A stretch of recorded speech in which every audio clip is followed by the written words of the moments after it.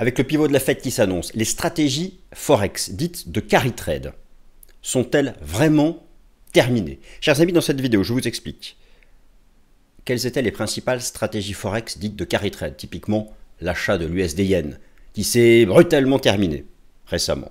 Bref, quelles étaient depuis que la Fed a commencé sa campagne de resserrement monétaire en janvier 2022, amenant le taux d'intérêt des fonds fédéraux de 0 à 5,5. Dans toute cette période, quelles ont été les meilleures stratégies de carry trade? Qu'est-ce que c'est? Je vous rappelle, qu'est-ce que c'est le carry trade? En quoi ces stratégies peuvent être menacées ou non par le pivot de la Fed? Quels sont tous les paramètres? Et bien sûr, point technique, euro-dollar, USD Yen, dollar américain, c'est parti.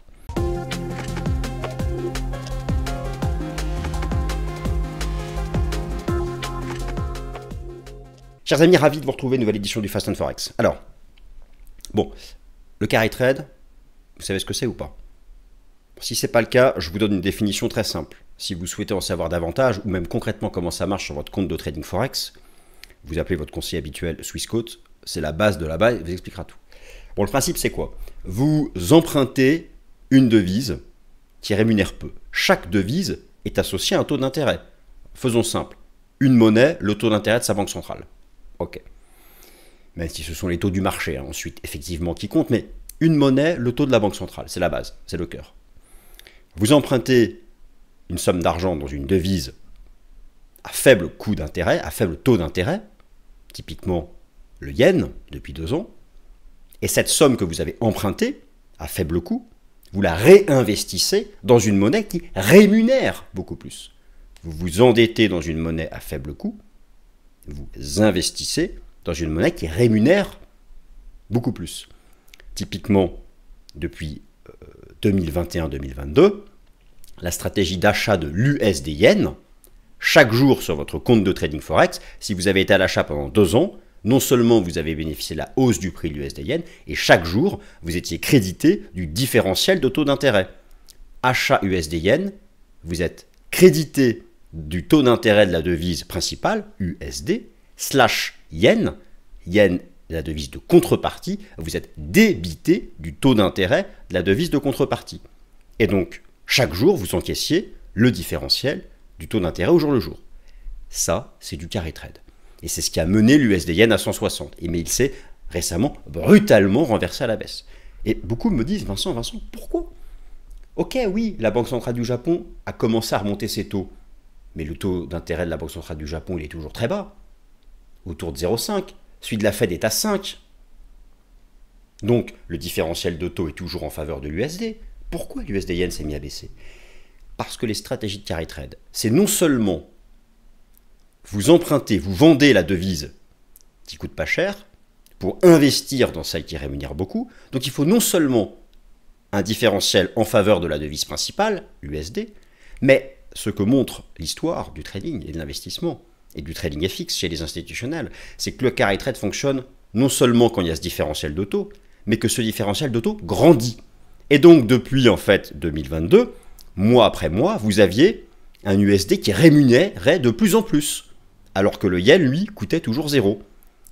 Mais avec le pivot de la Fed, et ça a déjà commencé avec les taux d'intérêt du marché qui anticipent ce que fera la Fed, cet écart va se réduire. Donc oui, l'USD rémunère toujours 4 points de pourcentage de plus que le yen.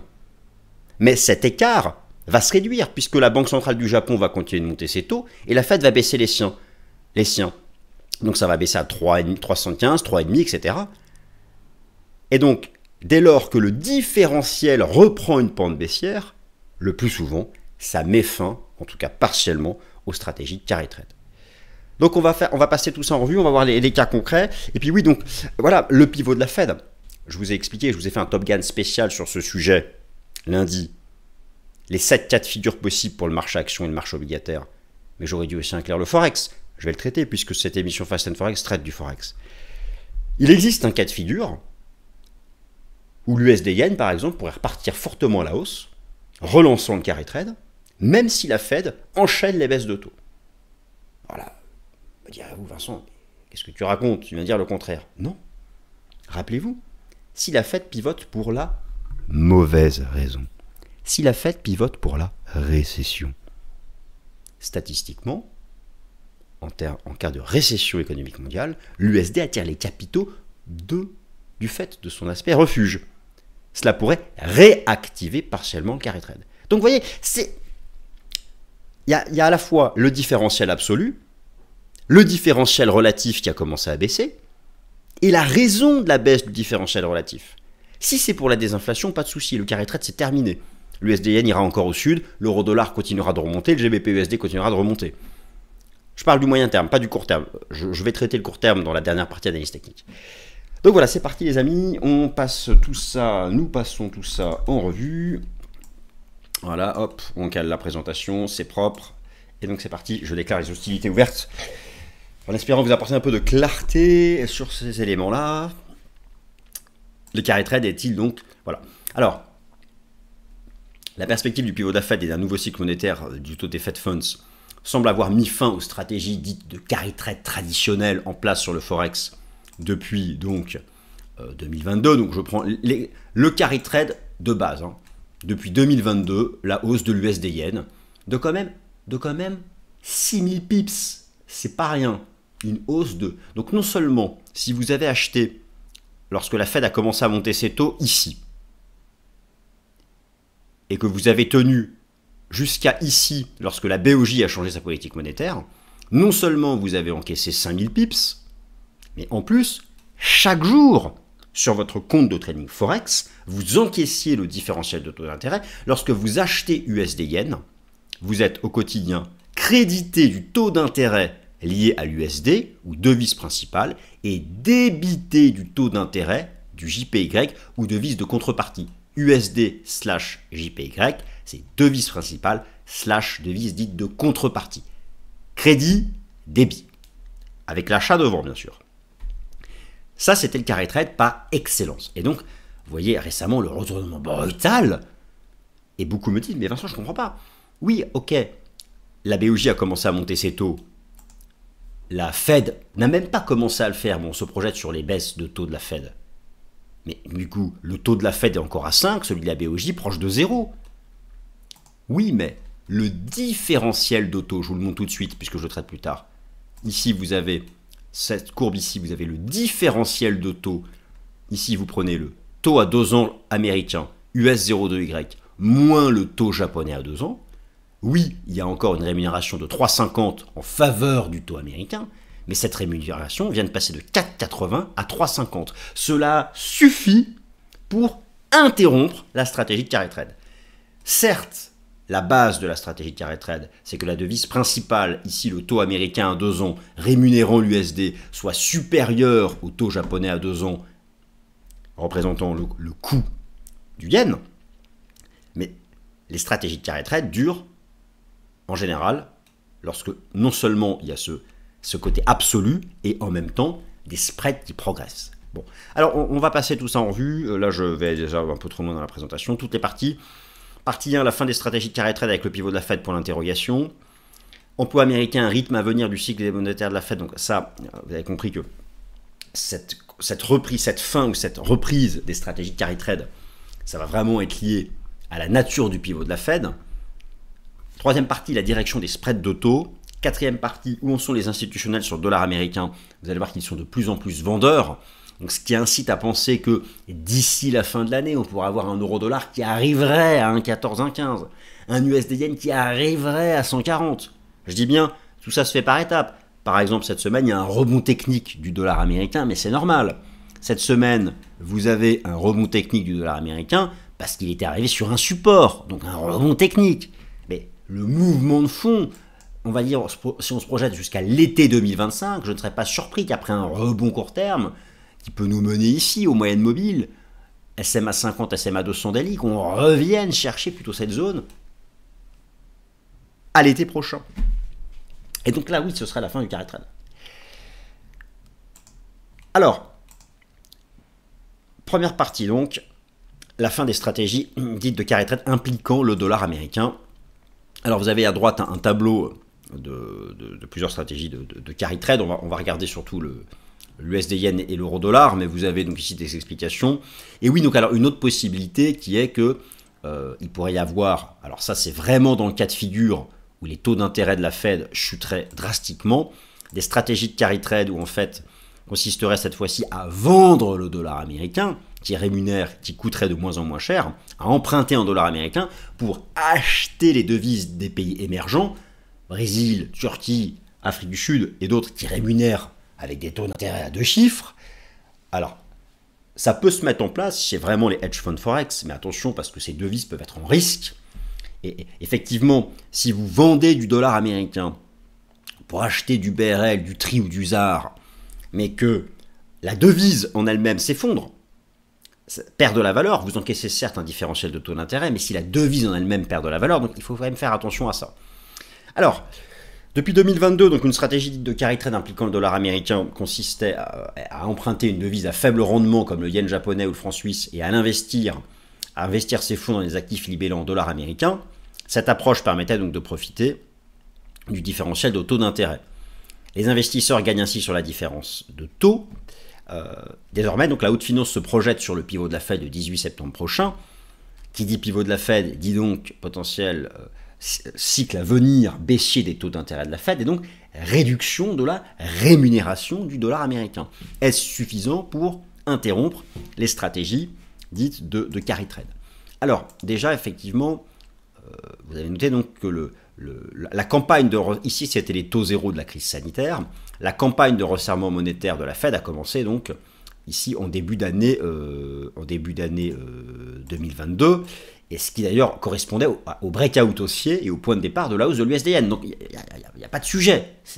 Voilà, ici c'était le point de départ du resserrement de la Fed, et donc maintenant le raisonnement de se dire que si là nous avons le point de départ du pivot de la Fed, est-ce que l'USD-Yen va revenir ici, voire ici? Voilà, vous comprenez le questionnement. C'est ça, la fin des stratégies dites de carry trade impliquant le dollar. Ce sont toutes ces stratégies où le dollar était acheté face aux devises à faible taux d'intérêt. C'est la question.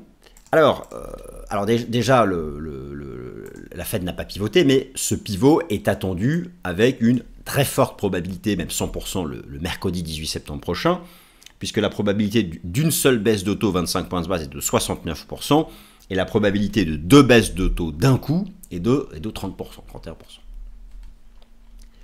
Alors, vous avez eu donc la stratégie d'achat de l'USD-Yen, profitant de l'écart de taux énorme entre l'USD et le Yen. Alors, à noter que cette stratégie semble être interrompue, voire renversée, parce que désormais, la Banque centrale du Japon a atteint son objectif en matière d'inflation. La Banque centrale du Japon a atteint son objectif en matière d'inflation. Si vous prenez c'était l'objectif pour la Banque centrale du Japon depuis longtemps, atteint enfin les 2% d'inflation. Et cette fois-ci, il semble que le taux d'inflation japonais se maintienne au-dessus de ces 2%, autorisant enfin la Banque centrale du Japon à procéder à ses premières hausses de taux. Mais donc là, le taux de la Banque centrale du Japon n'est qu'à 0,25. C'est pourquoi ça peut être étonnant. Celui de la Fed est à 5, celui du Japon est à 0,25. Alors pourquoi l'USD-Yen s'est renversé à la baisse? Pourquoi l'USD-Yen n'est plus un carry trade? Alors que là, si j'achète l'USD-Yen chaque jour, j'encaisse l'USD et je suis débité du Yen. Donc j'encaisse 4,5%. Oui. Mais les stratégies de carry trade en général se mettent en pause, voire s'arrêtent, se renversent, lorsque le différentiel commence à se réduire. Comprenez ou pas? Ça, c'est vraiment important. Toujours l'aspect absolu et l'aspect relatif.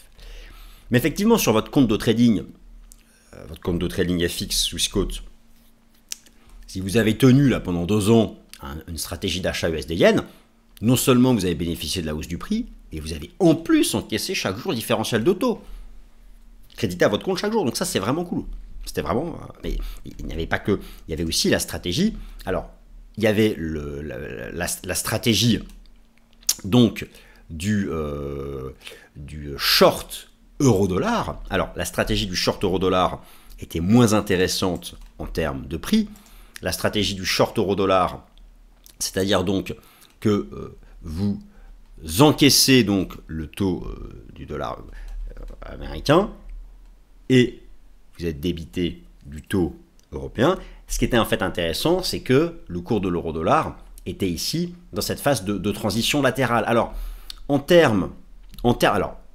ça a été le pivot de la Fed, c'était ici. Hein. Donc d'abord, il y a eu une période ici de baisse importante. Vous étiez short euro-dollar, donc vous encaissez l'USD, vous êtes débité de l'euro. Rappelez-vous, hein, si vous êtes à l'achat devise principale, devise de contrepartie, vous êtes débité de la devise de contrepartie et vous encaissez la devise principale. Si vous êtes short, c'est le contraire. D'accord? Vous encaissez la contrepartie et vous êtes débité de la devise principale. Donc pendant toute cette période-là, le short euro-dollar, vous aviez le différentiel de taux et la baisse du prix. Mais ensuite, l'euro-dollar s'est mis en pause. Donc c'était un carry trade dans le sens où il y avait une neutralité du prix. Vous encaissiez les différentiels de taux sans être gêné par le prix. Et là, le problème maintenant, c'est que l'euro-dollar repart à la hausse. Donc, alors, il y a toujours un écart de taux qui est favorable à l'USD, mais le prix de l'euro-dollar commençant à monter, vous encaissez peut-être des intérêts, mais le prix commençant à monter, ça joue contre. Ça joue contre vous. Vous perdez sur le delta. Donc, voilà, ça fait pas. Et puis, il y en a donc d'autres stratégies comme ça de carry trade qui ont été interrompues. Alors maintenant, oui, alors moi, ça, je suis beaucoup moins à l'aise dans les stratégies de carry trade impliquant les devises des pays émergents et le short et le dollar américain, dans le sens où, effectivement, ces devises, elles peuvent être sous pression en termes de prix sur le marché d'échange. Elles peuvent être sous pression en termes de prix sur le marché d'échange. Par exemple, bon, ok, vous prenez l'USD TRI.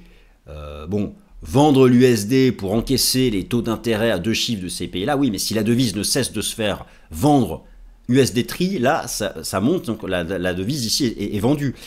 Vous encaissez les intérêts, mais vous êtes perdant sur le trade FX, il y a un problème. Donc en fait, la stratégie vraiment de carry trade pure, qui était la meilleure, qui était inégalable, c'était l'achat USD Yen. Mais voilà qu'elle est brutalement interrompue. Pour des raisons que j'essaie d'expliquer, et qui sont notamment des raisons de type relative. Mais la messe n'est pas dite, le pivot de la Fed, il y a beaucoup de choses encore qui peuvent agir. Alors effectivement, ces stratégies dites de carry trade, sont-elles vraiment interrompues? Cela va dépendre, en grande partie, de la raison du pivot de la Fed. Naturellement, certains pourraient me dire, Vincent, imaginons que la Fed baisse agressivement ses taux, qu'elle fasse 50 points de base en moins à chaque décision de politique monétaire. Effectivement, là, le différentiel se réduit avec la Banque centrale du Japon, par exemple, voire même le taux de la Fed passerait sous celui de la BCE. Est-ce que vraiment l'USD va baisser? Logiquement, en partant de ce principe-là, oui. USD Yen devrait baisser et euro-dollar baisser. Ça veut dire USD baissier. Si euro-dollar monte, GBP USD monte et USD Yen baisse. Vous me suivez, hein? Mais si les baisses de taux sont archi rapides, par palier de 50 points de base, parce que l'économie occidentale américaine est en récession, vous n'aurez pas de hausse de l'euro-dollar. Vous n'aurez pas de baisse de l'USD Yen. Parce que dans ces phases-là, historiquement, l'USD a toujours été recherché pour son aspect refuge. Donc vous voyez, il peut y avoir une réduction drastique du différentiel de taux, voire même un taux, imaginons le taux de la BCE qui deviendrait supérieur à celui de la Fed. Donc effectivement, en théorie, FX pur, c'est aussi euro-dollar, sauf s'il y a une récession. Par contre, si la Fed pivote pour la bonne raison, qui est la désinflation, oui, ça fera monter l'euro-dollar, oui, ça fera baisser l'USD Yen. Et nous avons donc la fin effective des stratégies dites de carry trade impliquant le dollar américain. Donc ça, les cas de figure, je vous en ai parlé dans le Top Gun, je vous invite à reprendre le Top Gun de lundi, et en fait, en grande partie, c'est le paramètre du taux de chômage. Et effectivement, le carry trade se terminera pour de bon si nous évitons un pivot lié à une hausse du taux de chômage, en particulier au-dessus de 4,3% de la population active. Je vous rappelle que le taux de chômage américain vient d'atteindre 4,3% de la population active, que la courbe n'est pas bonne, que cela rappelle par exemple le début de la pontification de la récession de la crise financière. Ce chiffre ici du taux de chômage à 4,3% de la population active est mis à jour ce vendredi 6 septembre avec le nouveau rapport NFP. C'est majeur. Si vous voulez, la Fed, à chaque fois qu'elle a pivoté dans son histoire, c'était un pivot assez rapide. Le pivot de 89, le pivot de 2000, le pivot de 2007 ou le pivot même de 2019. elle enchaînait les baisses de taux. Maintenant, si la Fed doit effectivement, comme l'indique l'outil CME Fed Watch Tool, enchaîner les baisses de taux et qu'on revienne à des taux plus neutres d'ici fin 2025, eh bien, la question est de savoir, est-ce que cela va se faire pour la hausse du chômage ou est-ce que cela va se faire en lien avec la désinflation? Et d'ailleurs, et c'est pourquoi j'insiste en particulier sur la mise à jour de l'inflation CPI le mercredi 11 septembre prochain. Moi, je suis très optimiste et je vous prépare un Top Gun lundi, mettant l'accent sur toutes ces bonnes choses qu'on peut attendre du CPI mercredi prochain. Voilà. Donc, en fait, ça, ce sont vraiment les choses qui vont compter. Et pour vraiment... Nous aurons la confirmation de la fin du carry trade, donc la fin de la hausse de l'USD-Yen, la fin de la baisse de l'euro-dollar, et donc plutôt des perspectives bullish euro-dollar et des perspectives baissières USD-Yen. Moyen-long terme, encore une fois, je ne parle pas de la semaine, là, hein. Je vais regarder l'aspect technique en fin de vidéo, court terme. Et pour ça, il faut absolument éviter une dégradation du marché du travail américain. C'est la clé. La direction des spreads d'auto entre l'USD et les autres devises majeures, vous l'avez compris, un carry trade, c'est donc emprunter, vendre dans une devise qui coûte pas cher et utiliser cette somme d'argent pour investir dans des actifs libellés dans une devise qui rémunère beaucoup. Donc, nous avons vu le short yen et le long USD, c'était donc acheter l'USD yen. Quand vous achetez USD/yen, vous vendez du yen pour acheter de l'USD. Vous êtes débité du taux d'intérêt lié au yen et vous êtes crédité du taux d'intérêt lié à l'USD. Et si c'est un short, une position de vente, c'est le contraire dans le rapport entre devises principales et devises de contrepartie. Et en fait, ce que j'ai voulu vous montrer, c'est que il y a bien sûr cet aspect absolu, il y a l'aspect relatif. Et donc, nous pourrons affirmer que les stratégies dites de carry trade sont terminées lorsque l'écart entre le taux américain et les taux des autres devises majeures va baisser. Ici, j'ai mis l'écart entre le taux américain à 2 ans et le taux japonais à 2 ans, l'écart entre le taux américain à 2 ans et le taux suisse à 2 ans, l'écart entre le taux américain à 2 ans et le taux allemand à 2 ans, l'écart entre le taux américain à 2 ans et le taux canadien à 2 ans, l'écart entre le taux américain à 2 ans et le taux australien à 2 ans, l'écart entre... Non, je rigole. Et ici, donc, le dollar américain en bleu. Eh bien, regardez. La baisse du dollar américain face à un panier de devises, la courbe bleue, correspond bien à la baisse des spreads de taux. Donc ce n'est pas que le dollar est devenu moins rémunérateur que les autres monnaies, puisque regardez, on est au-dessus de zéro partout. Mais le dollar est devenu moins intéressant d'un point de vue relatif. Ça suffit en fait pour faire baisser le dollar et interrompre, provisoirement peut-être, les stratégies dites de carry trade.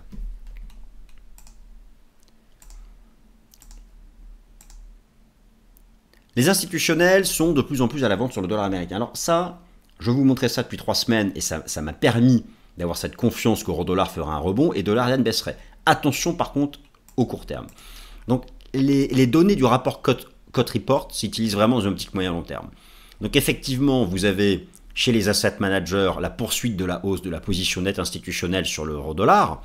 Donc la ligne jaune étant la différence entre les achats et les ventes. Chez les traders de hedge fund, vous avez la poursuite aussi de la remontée de la position nette, avec davantage d'acheteurs que de vendeurs. Donc ça, c'est un fait. Vous prenez le JPY-USD, et je vous avais montré ça, lorsque je vous ai alerté sur le risque de voir l'USD-Yen chuter, ici, en début d'été, vous avez montré qu'attention, il y avait dès juin un renversement de la position nette institutionnelle. Alors attention, il faut savoir jouer là, utilisez bien votre cerveau. Là, je suis sur JPY-USD. Mais là, j'analyse USD-JPY. Donc, si j'avais un retournement haussier en zone basse de la position nette institutionnelle sur JPY-USD, ça veut dire que le JPY allait rebondir. Et donc, que l'USD-JPY allait baisser.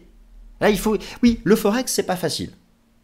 Mais quand on a compris, il faut jouer un peu avec son cerveau. Hein. C'est niveau terminal, même pas, c'est niveau seconde. Okay, donc, voilà.